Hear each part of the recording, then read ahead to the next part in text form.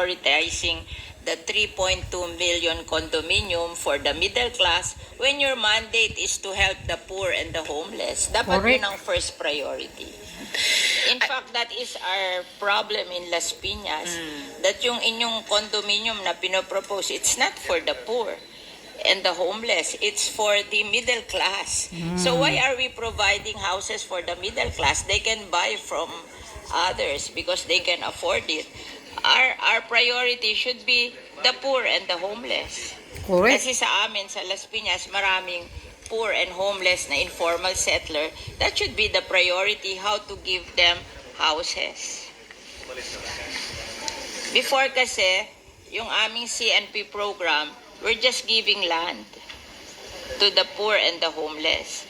And they will try to save money to build their homes, better homes in the future. And ang amortization lang nun, 500 pesos a month. So they can afford it. The poor Yeah, and the okay homeless, yan, they can 500 afford pesos. it. Even the tricycle driver and the mga nagtitinda sa palengke. But now, they are prioritizing condominium. Ang condominium, ang mahal. It's for the middle class. It's not for the poor. Correct. Tapos paaalisin nila doon sa lupa yung poor, lalagyan nila ng condominium. Saan nila dadalhin yung poor? Oh, tama. Tama ka dyan. Diyan ka nagkatama, Cynthia That's Villar. our experience in Las Piñas. So I'm telling the secretary what is our experience in Las Piñas. Yes, Mr. President. Nakikinig mabuti ang Secretary sa inputs ng ating mga colleagues sa bawat locality natin kasi lahat yan pag pinagsama-sama really give us the national situation sa housing na sinusubukang tugunan ng department. I think what the department is trying to do, Mr. President, good gentlewoman, ay sabay na trabahuin Hindi ito pwedeng with sabay. mga funds, Kasi prioritizing yung housing for the mahihirap, poor. nakatira doon sa lupa, natatayuan nila ng condominium. Saan dadalhin yung mahihirap na cannot afford the condominium? Oh, correct. Mr. President, Palalayasin. kahit sa condominium, sinasabi nga po ng DSUD na pati ang condominium ay for the poor as long as may interest subsidy. So sinusubukan po ng department. Kala mo makabayad. 4,000 a month. Hindi daw po, Mr. President, but I'll get the updated figure on Yun that. ang pinopromote nila, 4,000 a month.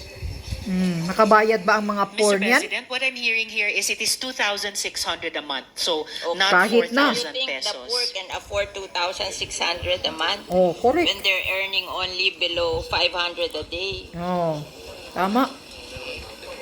Kasi ang kino-question ko is yung model na condominium. Mahal ang condominium eh. So, it's not for the poor and the homeless.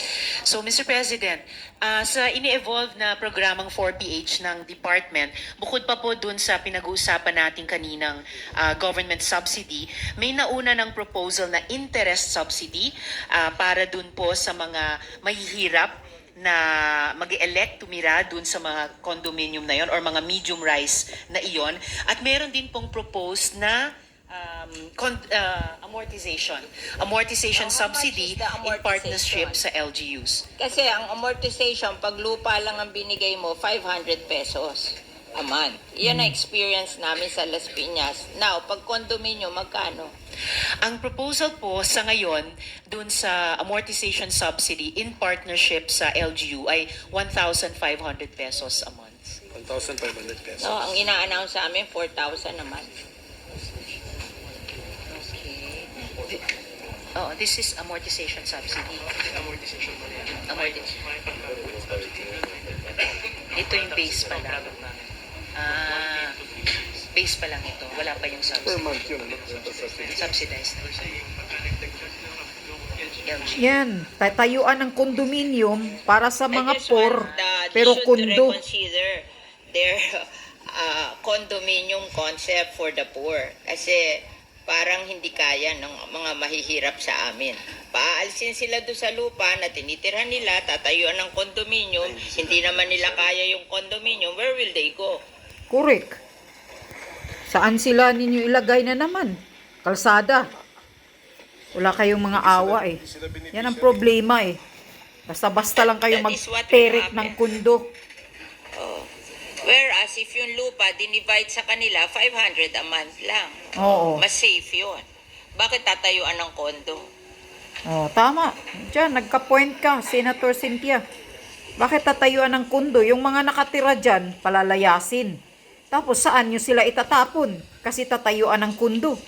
Sana ibigay na lang yan, magbayad na lang sila sa lupa, tapos patatayuan na lang sa kanila yan. Magbabayad na lang sila. Or tatayuan na lang ng Mr. single President, story ang na sinasabi po ng simple. Secretary ay kahit dun sa mga lupa na sa ngayon tinitirhan ng mga informal settlers, kung dun din magtatayo ng mga halimbawa medium-rise condominium, sila rin mismo ang titira doon. So it's in Hindi nga nila obedience pa rin. ma-afford eh. That's where this comes in, Mr. Hindi President. nila ma-afford eh. Yun That's yung, the problem. yun po. Why will you insist on building them condominiums when you can distribute the land to them 500 a month lang? Correct. Ang babayaran nila. Why will you insist on building condominium? Dahil kikita ka doon sa contractor ng condominium. Oh, Na may porsyento ka doon, kaya pinag-i-insist mo yung condominium. Ano? O Actually- bakit nyo ini-insist ang condominium? Payag naman yung mahihirap na i-distribute na lang yung land sa kanila, and that's 500 a month.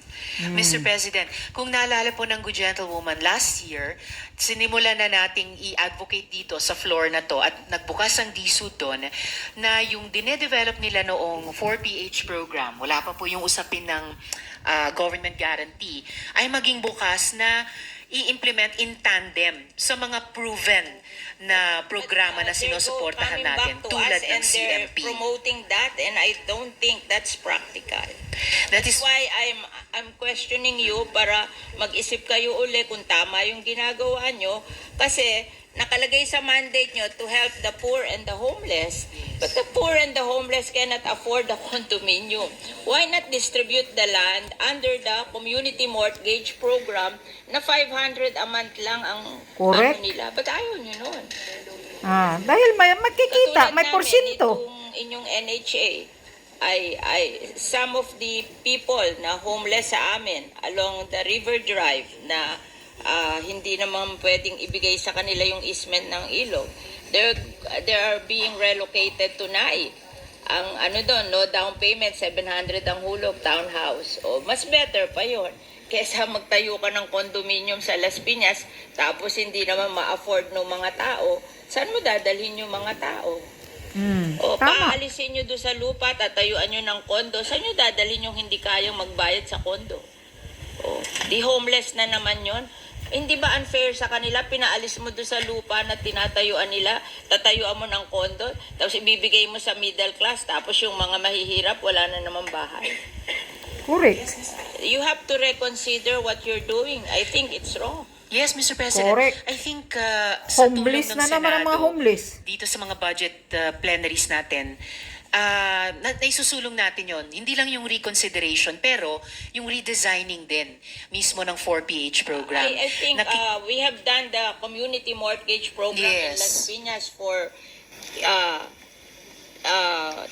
I think 30 years, and it's very successful. We just give them the land. They don't want the condominium. They just want to have a land to build their houses on.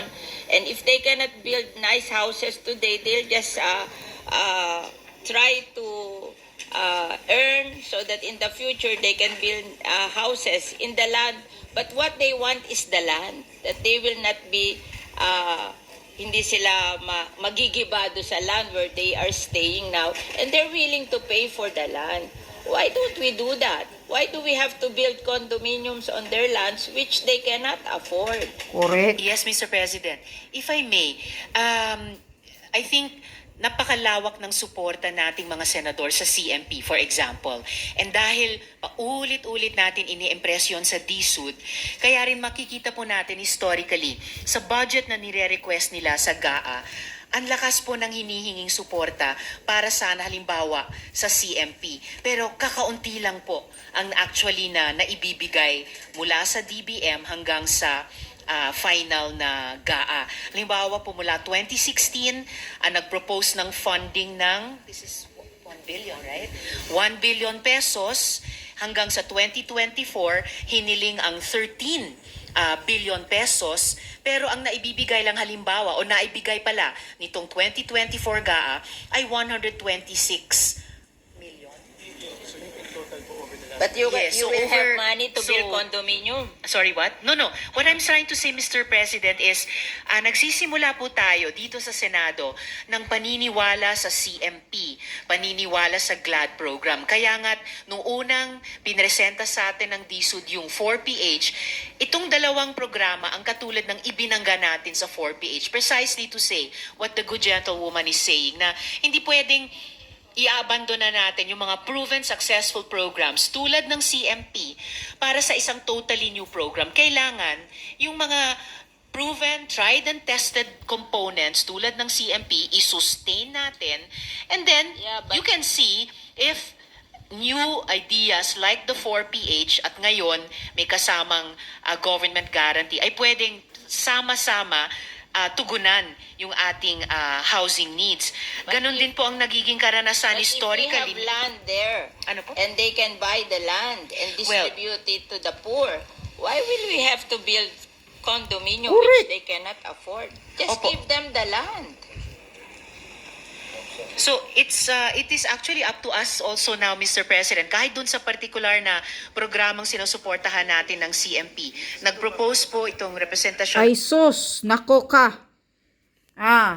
Nanggigigil na naman ako sa iyo, Risa Hontiveros. Kahit ano pa yung pinag-i-insist mo, magiging reality ka naman. Tama dyan ang sinasabi ni Senator Villar. Magiging ano ka naman, titingnan mo doon yung mga homeless. Kung yung project na yan ay para makatulong sa mga homeless, sa mga poor na mga homeless, para naman daw talaga yung program na yan sa mga homeless, bakit ini-insist mo na tatayuan nyo ng condominium na hindi naman sila maka-afford sa monthly? Tama. Yung suggestion ni Senator Villar, ba't na lang hindi na lang kayo bilihin yung lupa, ipamimigay sa kanila yung nakatira na dyan, tapos magbabayad na lang sila ng tag 500 a month. Mas affordable pa sa kanila yun. Homeless Diyos ko po, Risa Hontiveros, hindi mo ba naintindihan ang mga homeless ang buhay ngayon, lalo na ngayon sa under Marcos administration na halos hindi na nga siguro sila makakain? Kahit sasabihin mo pa yun, mura para sa iyo 2,600 a month pag magtayo kayo ng condominium, still is not reasonable pa rin sa mga homeless yan. Hindi sila makabayad. Tama yung suggestion ni Cynthia Villar na papalayasin nyo sila doon kasi tatayuan nyo doon ng condominium. Hindi naman yan fair. It's unfair to them. Tapos, para sa kanila, tatayuan nyo ng condominium para sa kanila. Pag hindi sila makabayad, palalayasin nyo pa rin sila. O saan nyo sila itatapon? Magiging homeless na naman sila. Hindi mo naintindihan yan, Risa Hontiveros. Hindi mo naintindihan ang real life ng mga homeless. Kung gaano kahirap na monthly magbayad sila. Reasonable, at least reasonable yung suggestion ni Senator Villar dyan. May puntos ka dyan, Senator Villar. Na at least ibigay na lang yung lupa, bahala na lang sila, mag-terek ng sarili nilang bahay, magbayad sila ng 500 a month, at least mura lang yan para sa lupa. Kaysa, tatayuan nyo ng condominium, palalayasin nyo sila dyan na nakatira dyan, saan nyo sila itatapon? Tapos pag nagtayo na kayo ng condominium, 2,600 a month, pag hindi sila makabayad, hindi nila kaya yan, saan nyo na naman sila itatapon? So nagiging homeless na naman sila. Yan ang intindihin mo, Risa Hontiveros. Huwag mo nang ipag-insist yung mga CIMD o Diyos ko po. Yung project, yung budget na pira yan, itulong mo na lang yan sa kanila. Tigil nyo na yung kabalbalan ninyong condominium. Kung siguro sabihin mo magtayo kayo ng ordinary single story na bahay, yung simple lang na bahay tulad yung pinatayo ni PRRD doon sa Marawi Seeds, yung natamaya na nagkagira doon na nabumba yung mga bahay nila doon. Yung ganyang style na bahay na simple, tapos ibigay nyo sa kanila ng tag 500 a month, baka maka-afford pa sila. Kaysa ipagpipilitan mo yung kondominyo mo na Risa Hontiveros ka dyan, hindi mo alam ang buhay nila ngayon eh. Mismo nga siguro pagkain nila, hindi na sila makakain araw-araw. Sabi ni Senator Villar, 500 lang yung per day nila. Paano sila makaipon? Kunti-kunti para makabayad sa condominium na yan. 2,600 a month kung tirikan ninyo ng kondo. Diyos ko po. Hindi ka reasonable, Risa Hontiveros. Kung para ka talaga sa mahihirap, tang ina ka, nakakagigil ka eh. Nakakagalit ka eh. Tama yung suggestion ni Senator Villar. Wala kang utak eh. Kung ano-ano na lang yan, tama ininsulto tuloy kayo ni Senator Villar. Bakit ipag-insist mo talaga yung condominium dahil para kumita kayo ng porsyento na naman sa kontraktor? Oh, yun. Sigurado yan. May kikita na naman dyan na kontraktor. Sa kontraktor. 20% na naman yan. Ang ina kayo, tigil nyo na yung mga kabalbalan ninyo kasi ang may motibong pagnanakaw na naman dyan. Hindi mo na intindihan ang real life ng mga mahihirap eh. Ang ina ka, Hontiveros ka.